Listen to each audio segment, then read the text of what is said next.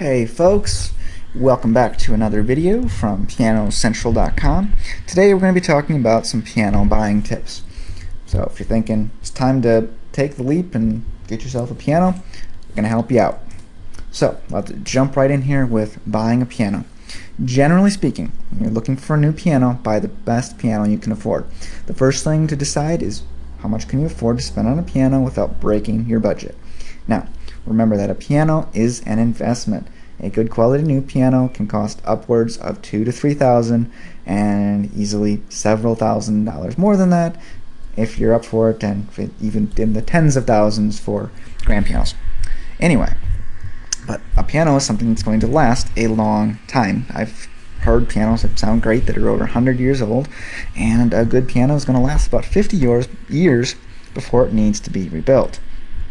Now, if you're on a tight budget, I would highly recommend purchasing a used piano. They can be a really good value. Heck, some people give these things away. Now, the best bet when purchasing a used piano is to get it from a reputable dealer so you don't end up with a piano that needs a lot of work to make it play and sound good. However, they're cheaper if you get them from a private party. But if you really kind of want to make sure it's on the up and up, have a piano technician check it out before you purchase it. Alright, this can save you a lot of money down the road in case it needs serious dollars to rebuild the insides. If the insides needs to be rebuilt, even a free piano is not a good bargain. Okay, so get it looked at first. It's kind of like buying a used car. Have it checked out by someone who knows what they're doing. Because remember, it can look good on the outside and still need a lot of work on the inside. Now, if you're purchasing a piano for a child who's just learning how to play and you're not sure they're going to use it a lot, an older used piano in good condition is just fine. Alright, so I know that when I was younger, I started taking lessons, and my parents weren't going to buy me a new piano. They didn't know how long I was going to take lessons or if I was even going to stick with it. And I ended up just getting we just had a simple used piano to work with. So, easy to work. So, like I said, piece of cake. One thing you do want to do is opt for sound quality over the looks. So if it's kind of scratched and ugly on the outside, but it sounds good, perfect. Now, beautiful piano case, you can add to the value of the piano if you're purchasing from an investment standpoint, but really it's not a big deal. You can get some furniture polish to make it look decent on the outside. Just remember, sound quality is what's going to matter when you're learning to play. Now, if you really can't afford to get a new or even a used piano right away, then you can then rather than getting a crappy one, you could consider renting.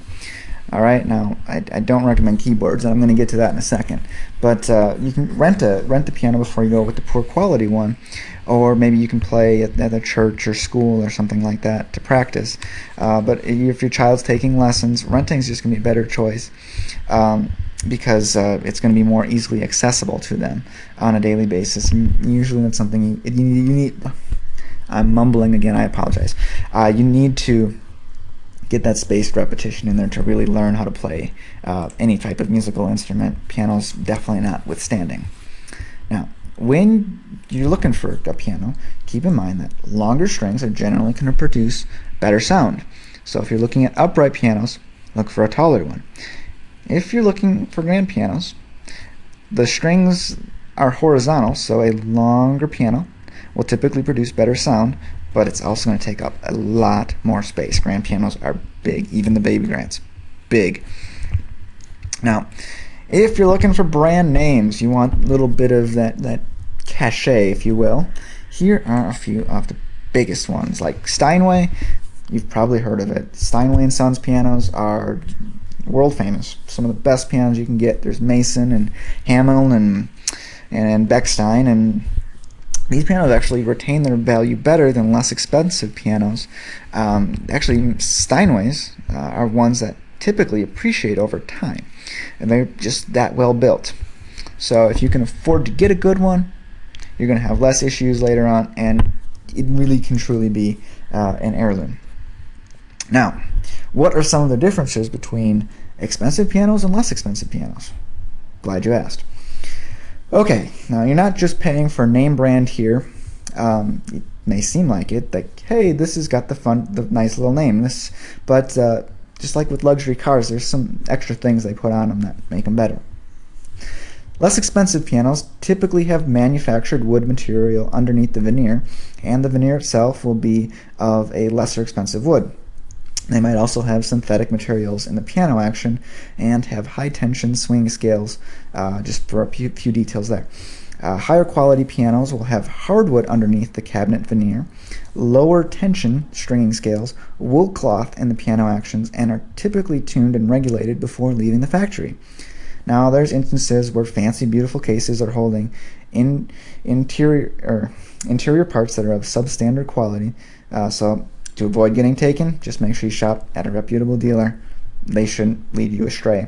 You can even do some research online, like you're probably doing right now, to make sure that you get the right one. Now, if you're not sure how much your new piano is going to be used, or it might have to be moved around, consider getting a digital piano. Alright, now this is kind of like an acoustic and an electric piano, kind of like a role player type of piano, all rolled into one. Nice thing is, it's kind of like a keyboard, is how I would compare it. But it's got weighted keys, plays a lot like a piano, less like a keyboard, sounds good, looks a little more piano-like, much easier to move. I know I have a friend who played piano for many, many years, and when she moved from Iowa to Nebraska, they decided to leave the piano, fortunately, in Iowa, and she just got a digital piano for her third floor apartment. That thing is much, much easier when we had to move her in. Okay. And last but not least, get a piano you have space for. Okay, space is going to be a big consideration. A regular size piano is about 5 feet wide, 2.5 feet deep.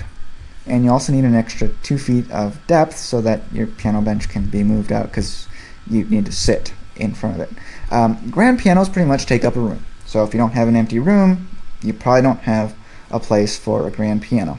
And most people like to put them in a nice open room that's going to be seen a lot. I guess grand pianos are kind of the things that they're there to be seen and heard and in many things. So I hope that gave you some good tips here on tips on buying a piano. It can actually be a fun experience. Enjoy the process, all right? And if you have any questions, post in the comments or send a comment here and let me know. Otherwise, come check us out, pianocentral.com. We've got tips on how to learn how to play, more stuff about buying, storing, anything piano related. Hope you guys enjoyed today's video as much as I enjoyed making it for you. We'll see you next time.